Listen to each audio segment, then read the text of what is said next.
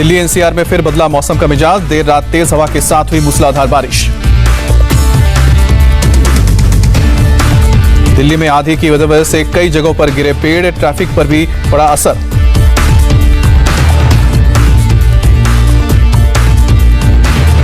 जून महीने में पश्चिमी विक्षोभ के कारण बदला मौसम। आज और कल के लिए मौसम विभाग ने बारिश का अनुमान जताया। बारिश से चंडीगढ़ का भी मौसम हुआ सुहाना। आने वाले 3 दिनों तक पंजाब और हरियाणा के कुछ हिस्सों में जोरदार बारिश होने का अनुमान। पंजाब के अमृतसर में सोमवार को दिन में ही छाया अंधेरा। कई इलाकों में धूल भरी आंधी चली।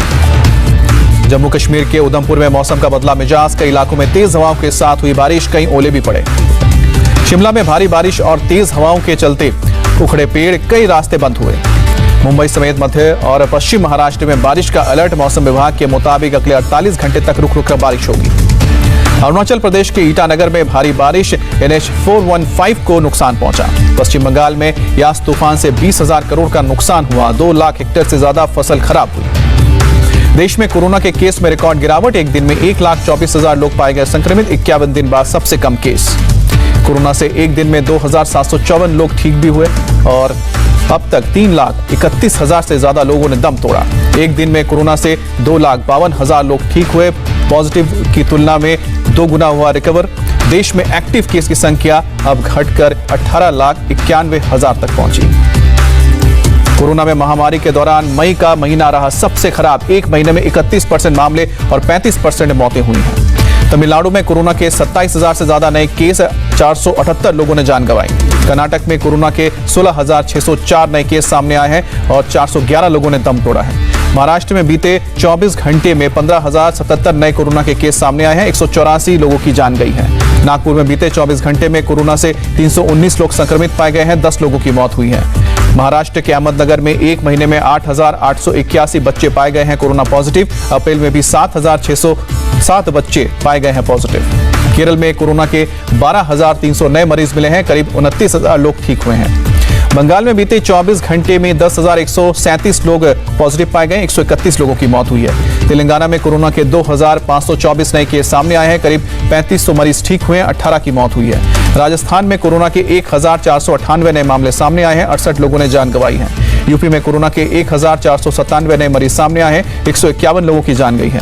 जम्मू कश्मीर में कोरोना के 1,525 नए केस, 37 मरीजों की मौत। दिल्ली में बीते 24 घंटे में कोरोना के 648 नए मरीज, 86 लोगों की जान गई है। गोवा में कोरोना के 602 नए मामले सामने आए हैं। 24 लोगों की मौत हुई है। देश में कुछ हफ्तों में शुरू हो सकता है मिक्स वैक्सीन का ट्रायल। 2 अलग अलग वैक्सीन को मिलाकर परीक्षण किया जाएगा। बनारस हिंदू विश्वविद्यालय के शोधकर्ताओं का दावा, कोरोना से रिकवर हुए मरीजों के लिए वैक्सीन की सिंगल डोज काफी होती है। यूपी में आज से तेज होगा वैक्सीनेशन अभियान। जून में 1 करोड़ लोगों के वैक्सीनेशन का लक्ष्य रखा गया है। सभी जिलों में 18 से 44 साल तक के लोगों का भी टीकाकरण होगा। आज से लखनऊ में मेगा वैक्सीन शिविरों का आयोजन। इनका KD सिंह बाबू स्टेडियम और छोटा इमामबाड़ा में आज से 11,000 लोगों का वैक्सीन लगने की तैयारी की गई है। आज से नोएडा, ग्रेटर नोएडा में 12 साल तक के बच्चों के पेरेंट्स के लिए special vaccine campaign. Greater Noida के JP इंटरनेशनल स्कूल और बिसरक के प्राइमरी हेल्थ सेंटर में लगाया जाएगा वैक्सीन। यूपी में कोरोना वैक्सीन को लेकर अफवाह। तमाम कोशिशों के बाद भी वैक्सीन लेने को तैयार नहीं है कुछ लोग। लखनऊ से करीब 40 किलोमीटर दूर रहमतनगर की चौंकाने वाली रिपोर्ट सामने आई। झारखंड के CM हेमंत सोरेन ने PM मोदी को चिट्ठी लिखी। 18 से 44 साल तक के लोगों के लिए फ्री वैक्सीनेशन की मांग की। कहा राज्य सरकार नहीं उठा सकती है 1100 करोड़ का खर्च। केरल के सभी CM पिनराई विजयन ने 11 राज्यों के CM को चिट्ठी लिखी और एक साथ मिलकर केंद्र से मुफ्त वैक्सीन मांगने को कहा। राहुल गांधी ने मोदी सरकार को वैक्सीन नीति को जीरो वैक्सीन नीति बताया है। कहा भारत माता के सीने में खंजर का काम कर रही है नीति। कांग्रेस नेता सचिन पायलट ने केंद्र पर निशाना साधा। कहा पहली बार हमने देखा कि वैक्सीनेशन की जिम्मेदारी राज्य सरकार पर छोड़ी गई है। दिल्ली के डिप्टी CM मनीष सिसोदिया का BJP पर निशाना। कहा वैक्सीन खरीदने के समय चुनावों में व्यस्त थी BJP। मनीष सिसोदिया ने कहा अपनी विफलताओं को छिपाने के लिए केजरीवाल को गाली दे रही है BJP नेता। यूपी के 61 जिलों में सुबह 7 से लेकर शाम को 7 बजे तक कोरोना कर्फ्यू में कुछ शर्तों के साथ ढील मिलेगी। शनिवार रविवार साप्ताहिक बंदी के साथ नाइट कर्फ्यू जारी रहेगा। उत्तर प्रदेश में प्रयागराज, बिजनौर और बागपत समेत 6 और जिले भी हुए हैं कोरोना कर्फ्यू से मुक्त। आज से देवरिया, मुरादाबाद, सोनभद्र जिले में भी नहीं लगेगा कोरोना कर्फ्यू। लखनऊ, गौतम बुद्ध नगर, गाजियाबाद समेत यूपी के कुल 14 जिलों में जारी रहेगा कोरोना कर्फ्यू। 600 से कम एक्टिव केस होने के बाद ही कोरोना कर्फ्यू से छूट मिलेगी। आज से मथुरा के श्री कृष्ण जन्मस्थान मंदिर और बांके बिहारी मंदिर समेत कई मंदिरों में लोग दर्शन कर पाएंगे। कोरोना कर्फ्यू के बाद छूट मिली है। इसके अलावा यूपी के पंचायत चुनाव ड्यूटी के दौरान कोरोना से मरने वाले कर्मियों के आश्रितों को यूपी सरकार देगी 30-30 लाख रुपए। यूपी कैबिनेट ने मुहर लगाई। मुंबई में ऑड इवन की तर्ज पर सुबह 7 से लेकर दोपहर 2 बजे तक खुलेंगी दुकानें। ई कॉमर्स से डिलीवरी की इजाजत होगी। मध्य प्रदेश में 15 जून तक कोरोना कर्फ्यू बढ़ा। शनिवार रात 10 बजे से सोमवार 6 बजे तक कर्फ्यू लगा रहेगा। एमपी में अभी राजनीतिक धार्मिक गतिविधियों पर रोक जारी रहेगी। School, college, cinema hall, shopping mall बंद रहेंगे।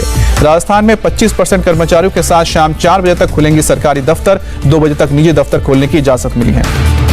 उत्तराखंड में 9 जून तक बढ़ा कोरोना कर्फ्यू। हफ्ते में 2 दिन खुलेगी किराने की दुकान।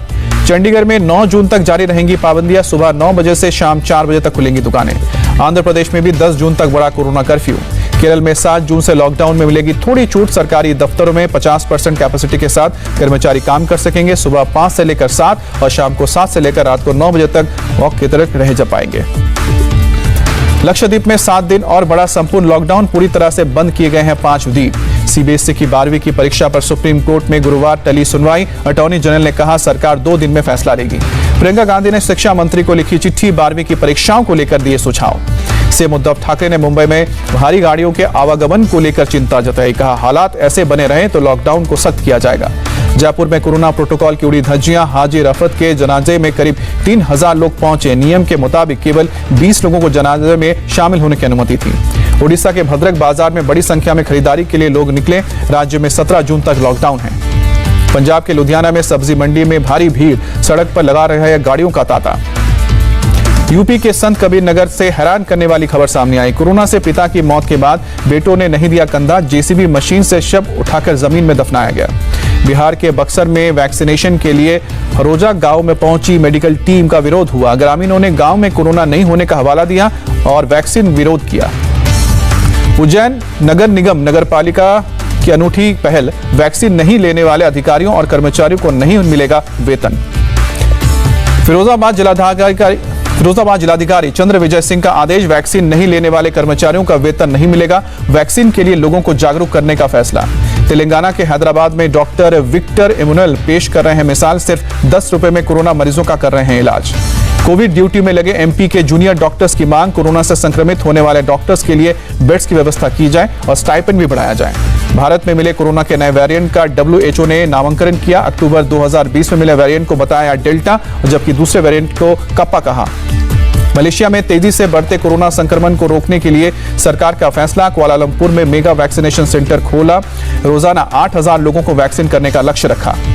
थाईलैंड में करीब 6 करोड़ 90 लाख लोगों की वैक्सीन की पहली डोज दी गई है। कोरोना टेस्टिंग पर सरकार का फोकस। ऑस्ट्रेलिया के दूसरे सबसे बड़े शहर विक्टोरिया के नर्सिंग होम में फैला कोरोना। एक दिन में 11 लोग संक्रमित हुए।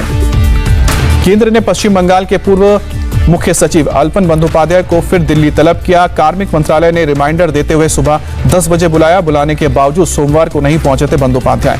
डीओपीटी ने बंगाल के पूर्व मुख्य सचिव अल्पन बंदोपाध्याय को कारण बताओ नोटिस जारी किया। पूछा आपके खिलाफ कार्रवाई क्यों ना हो। पश्चिम बंगाल की सीएम ममता बनर्जी ने अल्पन बंदोपाध्याय को बनाया मुख्य सलाहकार। अल्पन बंदोपाध्याय ने सोमवार को मुख्य सचिव पद से इस्तीफा दिया था। अल्पन ने हरिकृष्ण द्विवेदी को कार्यभार सौंपा। बीपी गोपालिका को गृह सचिव बनाया गया। पश्चिम बंगाल में 52 पुलिस अधिकारियों का तबादला। मिदनापुर रेंज के डीआईजी कुणाल अग्रवाल को कल्पसरी वेटिंग में रखा भेजा गया। इंडिया टीवी से बातचीत में कंट्रोल सेंट्रल विस्टा पर बोले केंद्रीय मंत्री हरदीप सिंह पुरी। विपक्ष सेंट्रल विस्टा प्रोजेक्ट को लेकर झूठ फैला रहा है।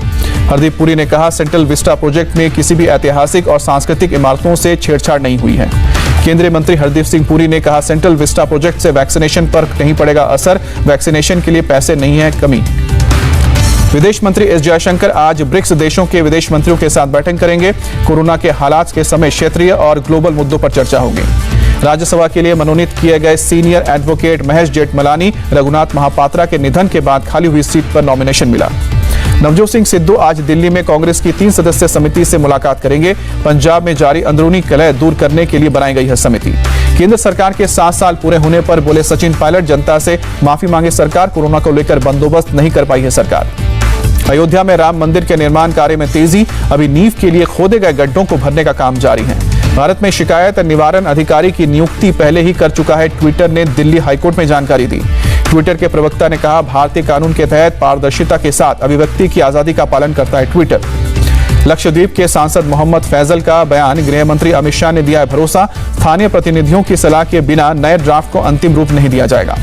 जम्मू कश्मीर के अवंतीपुरा में आईईडी बरामद, पुलिस, सीआरपीएफ और सुरक्षा बलों की ज्वाइंट टीम ने डिफ्यूज किया। गांदरबल में सुरक्षा बलों ने आतंकियों के ठिकाने का भंडाफोड़ किया, मैगजीन और गोलियां बरामद की। सागर धनखड़ हत्याकांड में गिरफ्तार आरोपी सुशील कुमार को लेकर हरिद्वार और ऋषिकेश पहुंची दिल्ली क्राइम ब्रांच की टीम। सुशील के फोन और वारदात के वक्त के कपड़ों की तलाश। पहलवान सुशील कुमार पर आईपीसी की धारा 201 के तहत भी केस दर्ज होगा। मोबाइल फोन तोड़ने, डीवीआर ले जाने और वारदात के वक्त पहने गए कपड़े छिपाने का आरोप। यूपी के गोरखपुर में बदमाशों ने हथियार के बल पर मनी ट्रांसफर एजेंट से 20 लाख रुपए लूटे, वारदात सीसीटीवी में कैद। अलीगढ़ जहरीली शराब कांड में अब तक 36 लोगों की मौत हुई है, जिला अधिकारी ने पुष्टि की। बाराबंकी में अस्पताल की लापरवाही ने बच्चे की जान ली, डॉक्टर्स के गैर हाजिर रहने का आरोप, एसडीएम ने शुरू की जांच। भारतीय अर्थव्यवस्था की हालत खराब, वित्त वर्ष 2020-21 के जीडीपी ग्रोथ रेट -7.30% रही है। मुख्य आर्थिक सलाहकार केवी सुब्रमण्यम का बयान, अर्थव्यवस्था पर कोरोना की दूसरी लहर का कम प्रभाव पड़ने की संभावना, वैक्सीनेशन की रफ्तार को बढ़ाना होगा। चीन ने अपनी 2 चाइल्ड पॉलिसी को खत्म करने का फैसला लिया, अब 3 बच्चे पैदा कर सकेंगे कपल, जनसंख्या बढ़ने की धीमी रफ्तार के बाद नियम को बदला। सीजफायर के बाद गाजा पट्टी में धीरे धीरे सामान्य हो रहे हैं हालात, बीच पर मौज मस्ती करते दिखे लोग।